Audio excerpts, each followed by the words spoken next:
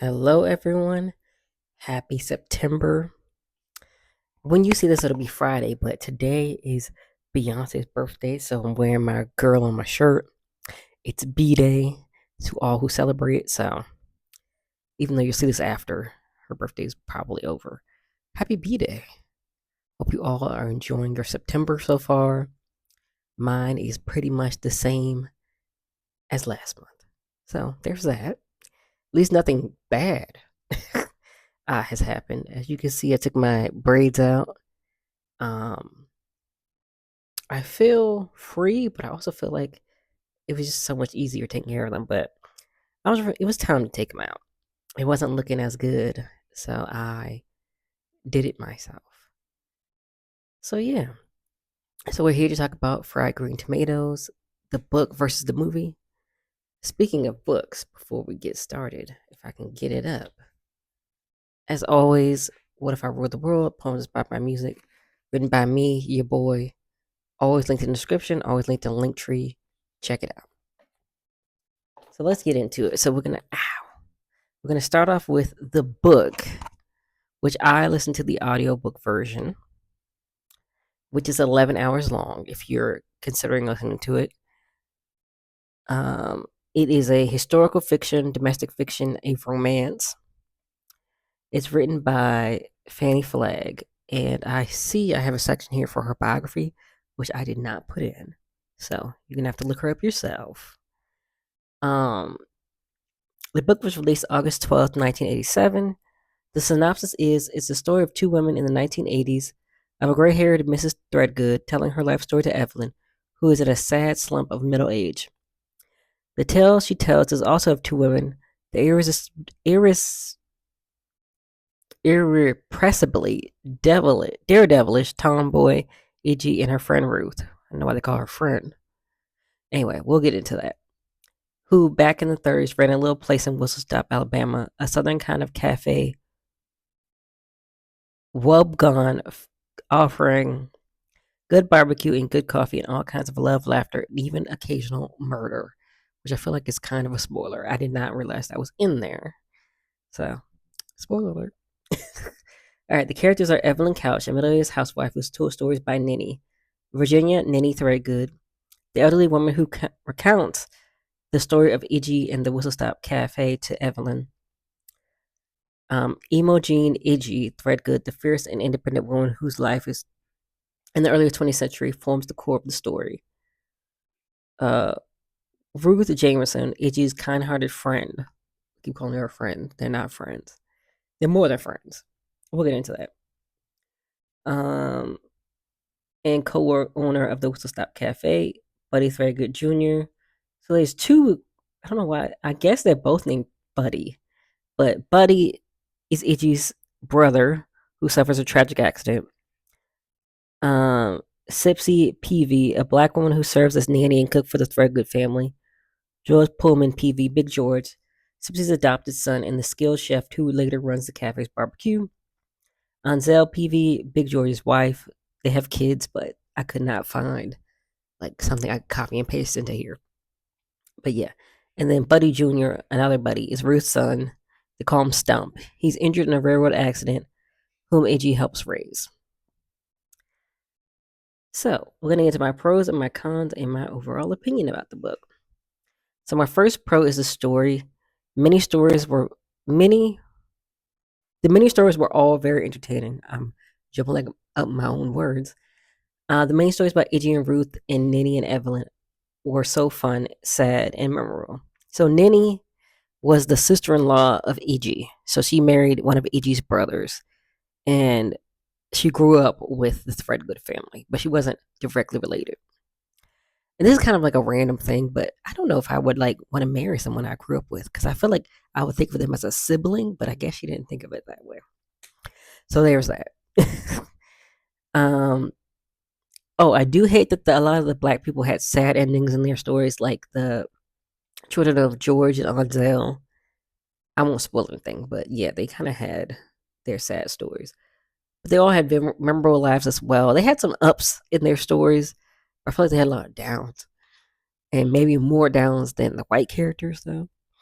But yeah, But we get to in the book you get to learn more about every, and when I say every, you learn about Ansel, you learn about Big George, you learn about their kids. I think they had 3 kids. I think they had twins. I remember they had 4. I'm gonna tell you, it's a lot of information, so I might be getting confused. I think it was 4. They were twins, and a boy and a girl. Speaking of that, the characters are the next pro. I think all the characters are very unique. I will say I did get confused with Sipsy's family and them having like 3 or 4 generations. So it was like Sipsy, Big George, and Ansel, and then their kids. And then I can't remember if the kids, they talked about their kids, but it was a lot going on for them. But it was still very interesting to see how everyone's lives turned out, including Sipsy's family. Because, yeah, everybody had very unique lives. Like Evelyn was living her life in the 80s and kind of being in a slump in her middle age. And then, Ninny was in the nursing home and, she's dealing with that. And then, you go back in time with Ruth and Iggy. And speaking of Ruth and Iggy, I guess it's gonna be kind of a spoiler. I talked about it in my short video, but they're lovers. So in the book, there's no doubt about it. We're gonna talk about that in the movie. The changes on that, and I kind of talked about it in my short. Well, I didn't I did talk about it in my short video. I'm gonna hold off on that for now. But yeah, and just like their dynamic and how everybody was accepting of them, and like you know, I loved all the characters and the time frames. Is another pro. I love the time jumps because you get to see what life was like during the Depression, the Harlem Renaissance, especially with the Black people. I love that part. The 1980s, to name a few time periods, and you get to see what the white versus the Black characters were going through during each period because it's very different, of course. And then in the book, they had these Whims weekly bulletin. I love these chapters. They were so funny and informed you of what was going on in Whistle Stop in like real time. So it was like, I guess it was like a newsletter, but it kind of sounds like a radio broadcast because I guess it's the audio book. But in the book, I guess it's like just a bulletin. And I also loved Weems. I forgot her first name. Who did the bulletin? She was such a fun character. So that was a cool thing to have in the book. I have one con, and it's the weird racial slash racist things. So besides the obvious like racism and the KKK references, the white characters just acted weirdly towards the black characters. Ninny said she wondered where, she didn't say black. She said colored. She said she wondered where colored people come from, as if like black people are wild animals that just appeared out of nowhere, which is crazy. Then when she says, oh, and then I have a typo. Evelyn says she wants to be black, and then Ninny is like, why in the world would you want to do that? Like, kind of very negatively, because Evelyn feel like they have more community and stuff, and it's like, well, you know, the black people are treated badly. And if you don't want to be the black people, do you not understand? It was like kind of like a cognitive dissonance between like what she was saying and realizing like, hey, oh, black people are treated badly. That's why I don't want to be one. But it wasn't like connecting. So that was kind of frustrated me. Um, and then I'm going to talk about my favorite and least favorite chapters. So this is in my least favorite chapter. It's called the Martin Luther King Memorial Baptist Church, September 21st, 1986. Evelyn was shocked by the civil rights movement because she thought all the black people were happy, even though she did not interact with many black people or probably didn't have any black friends. So it's like, how would you know what they're going through if you've never been around them? So that was kind of frustrating. So let's get into my favorite and so that's my only con. Let's get into my favorite and least favorite categories. Also, this is kind of random, but also to go with the weird racist stuff, even if the character wasn't 100% racist, they would still say slurs. And then with the KKK thing, one of the people that's in the KKK is best friends with Iggy, but Iggy is nice to the black people. So I'm like, how could you be friends with someone who is in the KKK? So I know it's a different time, so it is what it is. But I still didn't like that. And then also the author being white, saying all these writing all these slurs and stuff. I was like, so they were sad. So my favorite chapter is 2-1. 221. I can't not read. 212 Road Circle. So Evelyn realizes that everything she did to be right, like waiting until she got married, not dating around, um, being a good Christian woman doesn't really matter because people will still treat women wrong no matter what. And she says there are no groups to stand up for women like there are other groups. Like she mentioned civil rights groups, and I think she mentioned Asian people's groups. But I'm like, man, there have been several waves of feminism. But she was very sheltered and didn't really know much. So that could be another. That's another thing for her character. Like she evolves into like standing up for herself more and getting herself together and not just feeling like woe is me. So there's that. And then my least favorite chapter, I kind of mentioned it before. The Martin Luther King Memorial Baptist Church. So Evelyn goes to an all black church. She's like gawking at all the black people. So that was weird. Like they're animals. She's very scared of black men. Just of course off rip. And she always thought black people were happy. Oh, and I told you about that civil rights stuff. She didn't realize, and she has no black friends, so she has no personal connection. So how would she know that they were happy? But I guess she feels like, oh, they're participating in society, so they must be good. So I talked about that. But she did feel joy and freedom afterwards. Like she heard the sermon and she was really sad. I think she was going through menopause, so she was having like some depression and stuff. And she brought other problems to the Lord, and she felt better afterwards. So that's cool. But yeah, but other than that, that chapter was so weird because she was like scared and like nervous, and everybody was so nice to her. So it's like, girl, and you're in a church parking lot. I'm not saying bad people don't go to church. A lot of bad people do go to church, but I'm just saying, like, even in the church, like she doesn't want to let her guard down. So that was a little weird to me. All right, so my overall opinion, I enjoyed the story and the characters. I love the time period jumps to see what life was like during each period for both the black and the white characters. I will also add for the 30s and 40s, they were very progressive, accepting Iggy and Ruth as a couple.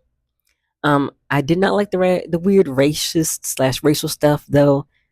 Oh, and I talked about the authoring white. I did side eye because of all the slurs. And I'll give this book a 7 out of 10. I would definitely be listening to the second book in the series because I love to hear like Buddy Jr. Stump's story. That's Ruth's son. But since it's not been made a movie, I might make a short video about the second book. We'll see. But I'm not gonna make I'm not gonna talk about it in the video because I haven't listened to it yet, the audiobook yet. But it's also like never made a movie, and we're comparing the movies. So, all right, let's go to the movie now. It's a comedy drama. The film tells the story of a middle-aged housewife who, unhappy with her life, befriends an elderly lady in a nursing home and is enthralled by the tales she tells of people she used to know.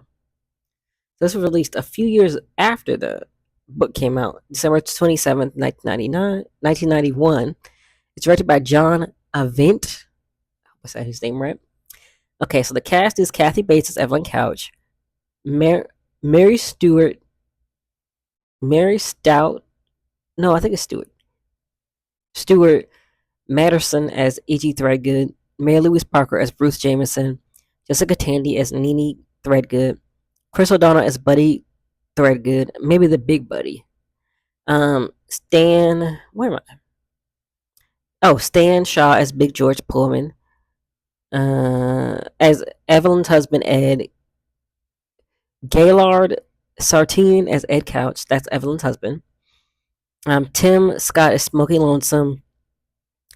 Gary Basgarba as Grady Kilgore, that's the one that Iggy is best friends with, and he's in the KKK. Nick Sarcy as Frank Bennett, who is Ruth's husband. So I guess that wasn't in the other one. Lewis Smith as Mama Threadgood and Cicely Tyson as Sipsy. And you could stream it on Amazon Prime, Apple TV, Fandango at Home, Google Play Movies and TV, and YouTube. I watched it on YouTube for free with ads. I mean, it's kind of like a regular YouTube video. They're going to be ads. So, yeah. So you can watch it for free. First, I was going to rent it, but I was like, let me just see if somebody has like uploaded it, the whole thing. Because sometimes people do upload movies to YouTube like outside of like their official movie stuff. But they did have like they had it where you could rent the official movie, but then they also had it free with ads. So I was like, why is this not at the top? But it was not at the top, and I looked it up. But yeah, you can watch it free with ads on YouTube. So if you want to watch it, don't spend your money. All right. So I'm gonna get to my pros and my cons and my overall opinion, and I have a rant. So my first pro, once again, is the story. It's a major highlight, and I feel like it really brings Iggy, Ruth, Evelyn, and Nanny's stories to life. I do think some characters got put on the back burner for the movie, but I also understand it has to be consolidated for like time because the movie is 2 hours long. So it's a long movie, but they still cut out a lot. So I feel like if you really want to have the experience like of everything, you should definitely read the book. But yeah, my second pro once again is the characters. Every actor and actress embodied their characters very well. They truly brought them to life from the book, especially Iggy. I feel like everybody pretty much. Honestly, everybody did great. You know, I'm always side eyeing white characters though who are like KKK members or like really racist in movies. I'm like, I know they're acting, but I mean, the guy who played Grady was a little too good. He was real good. Not that you shouldn't be good as an actor, but you know, sometimes I'm kind of like, you know, that's just me though. And then the settings is the next pro. I love how the nursing home and the town of Whistle Stop was brought to life. I think they did a great job with bringing these settings from the pages to the real world of the movie. So everything looks really great. You know, nursing home was like a nursing home, but then you know throughout time you could tell like when it was Christmas, it was New Year's, it was like different stuff happening, and you could they went with the costuming and the setting and everything. And you know, Whistle Stop when it was like busting and everything was the trains were still coming, and then oh, do I want to spoil it? I guess a train town is only gonna be train town for so long, but then you can see afterwards where everything's boarded up and things are different when there's not many people around.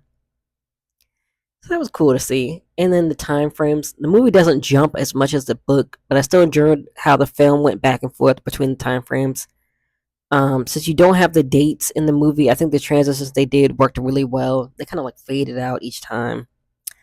Um, I will say the main time periods are probably like the 80s with Ninny and Evelyn, and then I guess the 30s depression ish, 40s with Iggy and Ruth.